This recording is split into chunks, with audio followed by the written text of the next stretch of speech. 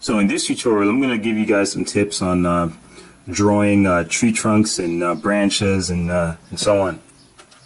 I'll just get right into it. Now I kind of sketched out something here that you know, in pencil, just to use as a guide. But before I start going into it, I'm just going to show you again the basic principles that I think about when I'm drawing tree trunks. First and foremost, most trunks have a cylindrical form.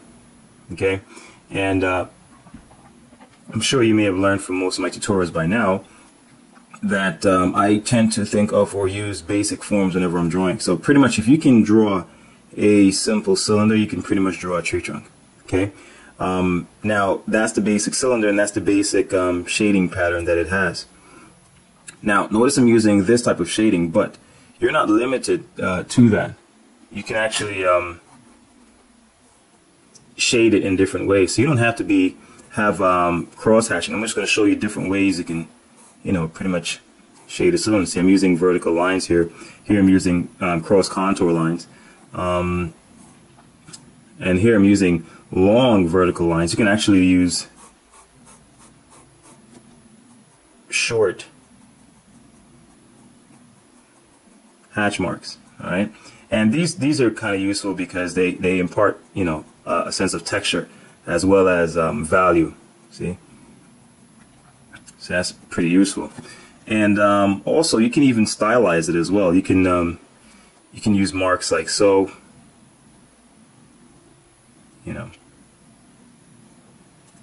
or you can even use scribbles.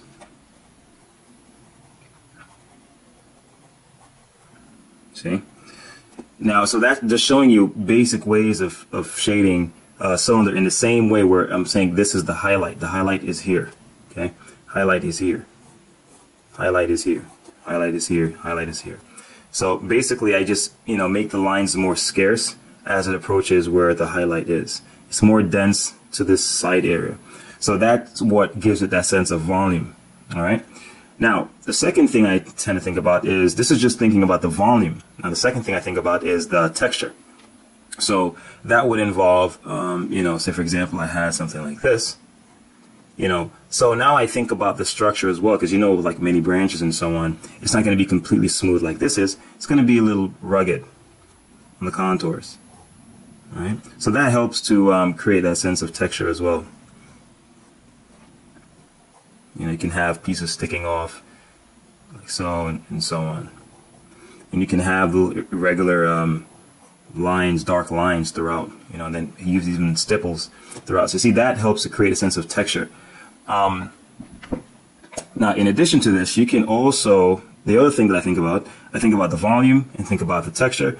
Then the next thing I think about is the structure of the tree, and also I then modify these cylindrical shapes. So now, understand that a branch can pretty much just be, that's a cylinder, like so. But it's not going to be perfectly like that. It's going to, be maybe something like that. But understand that it's still staying true to the cylindrical form. Now, in thinking of this as a three-dimensional form, you can have branches. You can have a branch that projects from the front, like so. Or you can have a branch project from the back, like so. So I'm giving the sense it's behind it. Or even from the side, like so. All right. So it's almost like you're imagining something like this, and then one comes from the front, one comes from the back, and then one can be from the side. And you pretty much just repeat that pattern. Okay, and in addition to that, you're keeping it, see, now you go in and you make it a little irregular and so on. And that will pretty much be it. So for example, right here by the root of the tree, see here, I'm making it a little bit irregular here so it looks lifeless. All right, so so this is the base of the trunk. I'm just going to draw a couple branches just so you can get an idea. But understand that I'm just following these same principles. So for example, this branch would be one of like this. This is in the front, that's behind, and this is to the side, right? And you never completely close it off like this, like I did here. You actually leave it a little bit like so. See, so it's open. You leave this open here because it gives a sense that it's a part of the larger mass of the tree. all right, and not closed off like that, and it looks a little fake. So I'm having another branch right here, and I'm just creating the outline right now. And you can just, you know, create, if you're doing it from imagination like I am now, you can just create, you know, branches as you go on. So for example, with this one, you notice that the branch is pretty much the same thickness. I can actually, in this one, I'm going to make it a little different. You can actually make it tend to taper. So it's almost like it's tapering like a cone, like this is. All right. But of course, I'm going to do something like that. So it's not that regular like a cone is. See? So that's what I'm going to do here. And as it tapers, it's breaking off into all the smaller ones that also taper.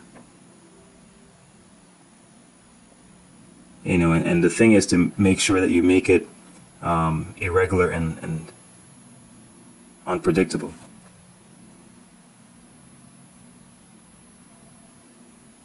All right. And that's it. Just keep it, you know, irregular. That's the key thing. And to make it interesting, you can have, like with this one, for example, you can have a branch from the front, and it could twist to this side, while this goes this way. You know, I'm just making up stuff here, so just to make it interesting.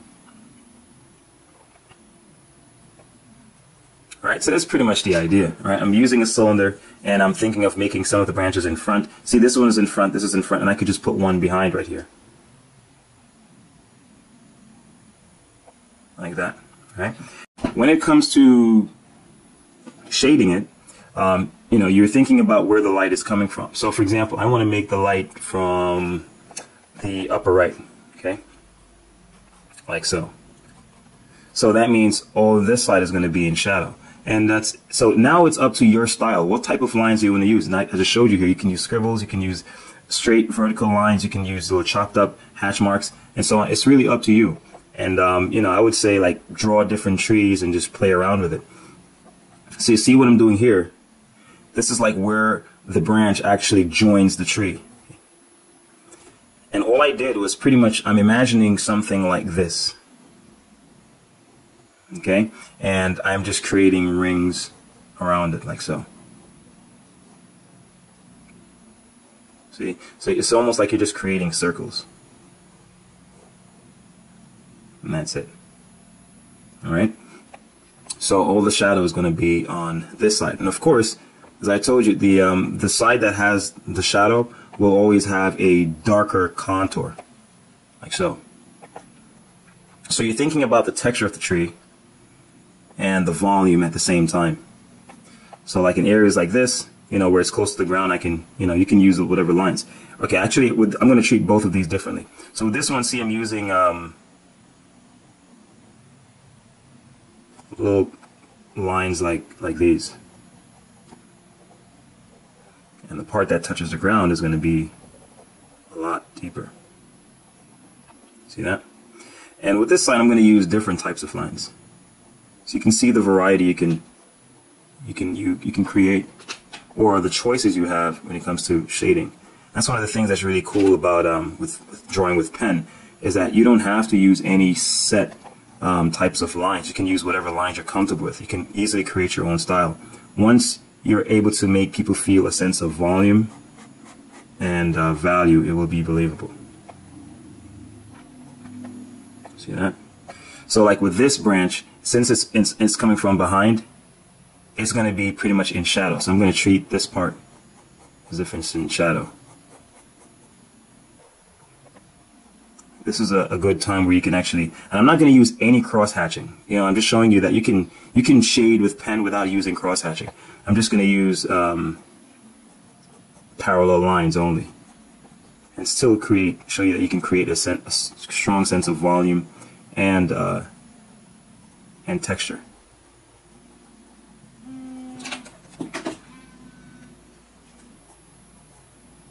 See, all I'm doing is just making little, you know, lines like so. So these lines are pretty much are imitating the bark of the tree, right? So I just layer the lines until they start building up. And notice as they build up, you start feeling the texture of the tree a lot stronger. See that? And the side that's receiving the light, you will have details there, but not as much. See that? Now, since the light is coming on there from above, areas under here will, pretty much be receiving strong shadow. So all I'm doing is just using little lines like these, little wiggly lines. That's all I'm doing. But I'm making sure that in areas of shadow they're more densely layered, and in areas of light I keep them light and few. Just like so. And that's the thing with pen also that makes it really cool. You can make random lines and they're readable. You can interpret them as things. So here is where a branch is in front, like this one, and I'm going to think of where the light is coming from, so this side is going to be in shadow. So I'm going to treat this side darker, where it's joining the larger branch. And essentially just repeating this process, and that's pretty much what you're doing.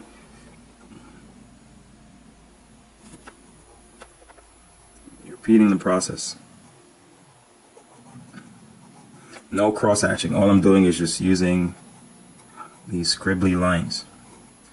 If I wanted to cross hatch though, I could easily do that, all right? But to create this effect, then if you're going to cross hatch, you do it consistently throughout the drawing.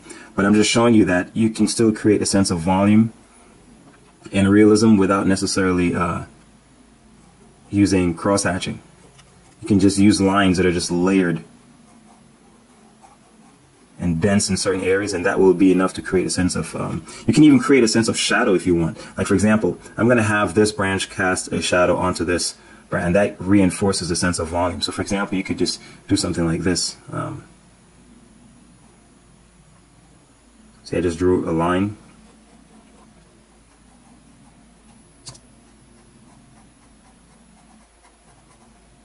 See, now it reads as a shadow.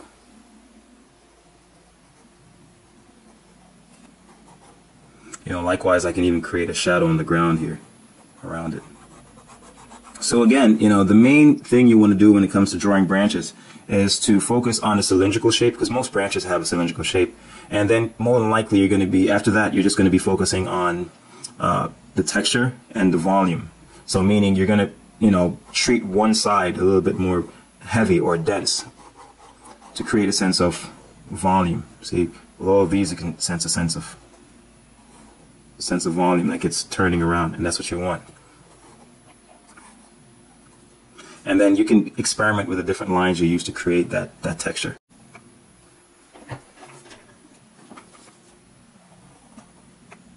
So you just continue to repeat the process.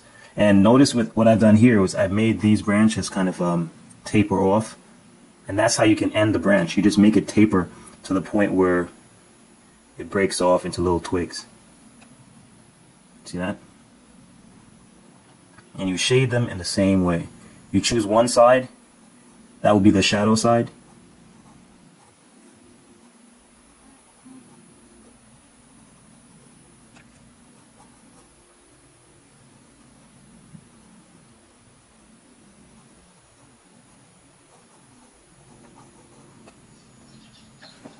See, and that's it. So again, to go over it really quickly, first you think of a cylinder, all right? Then next you think of where is it going to be lit, what side is going to be the shadow side. So that's the side that's going to have the heavier amount of value, and it gets lighter as it goes to the lighter side. Then you think of what pattern are you going to use to do your branching. So even like with this, to draw the roots, I'm using the same principle. I just think of a cylinder, another cylinder, and another cylinder. See that? Then you can go in and personalize them. You can make them a little irregular so they don't seem like they're all perfect and so on. Then as it goes up to, then you start the contours, you start making the contours irregular, and then you choose what pattern you're going to use to shade it. So here I just use these regular lines. Here I could actually use even, those short, choppy lines. It creates the same effect. All right. Then, you go on to create the branches, but you're just repeating the same process. And then, you can make some really interesting drawings.